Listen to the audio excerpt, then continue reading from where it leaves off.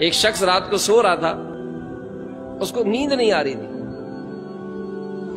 رہی تھی، اب وہ بڑا کروٹیں بدل رہا ہے کہ میں نیند ہی نہیں آ رہی۔ آخر وہ بستر سے اٹھا، کپڑے تبدیل کیے، گاڑی نکالی اور ڈرائیونگ کرتا ہوا نکل پڑا۔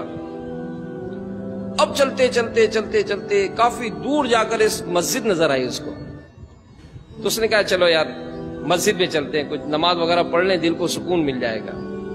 اب گاڑی اس نے پارک کی، وضو وغیرہ کیا، جیسے مسجد کے اندر آیا ایک شخص دعا مانگ رہا تھا، روتے روتے گڑ گڑا رہا ہے، رو رہا ہے، آنسو بہا رہا ہے۔ اب اس شخص نے جب اس کو روتے ہوئے دیکھا تو دل میں اس کے خیال آیا کہ لگتا ہے یار اس کے مدد کے لیے مجھے بھیجا ہے، یا اس کی مدد کے لیے میں یہاں آیا ہوں۔ اب جیسے وہ دعا سے فارغ ہوا، اس نے آگے بڑھ کر سلام کیا اور اس سے پوچھا کہ بھائی خیریت، آپ اتنا رو رہے ہیں؟ تو کہنے لگا کہ میری بیوی کا آپریشن ہے صبح، میرے پاس رقم نہیں ہے، بہت پریشان ہوں۔ اس نے پوچھا کتنی رقم چاہیے؟ کہ 10,000 روپے کی ضرورت ہے۔ اس نے جیب سے پرس نکالا، 10,000 روپے نکالے اور اس کو دیے۔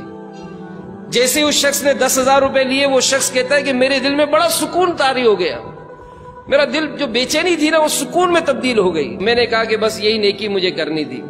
اب میں نے بڑی محبت کے ساتھ اپنا کارڈ نکالا اور اس شخص کو دیتے ہوئے کہا کہ یہ کارڈ رکھ لو، جب بھی آپ کو ضرورت ہو آپ میرے پاس آ جانا۔ تو اس شخص نے 10,000 تو رکھ لیے، کارڈ واپس کر دیا کہ اس کارڈ کی مجھے ضرورت نہیں ہے۔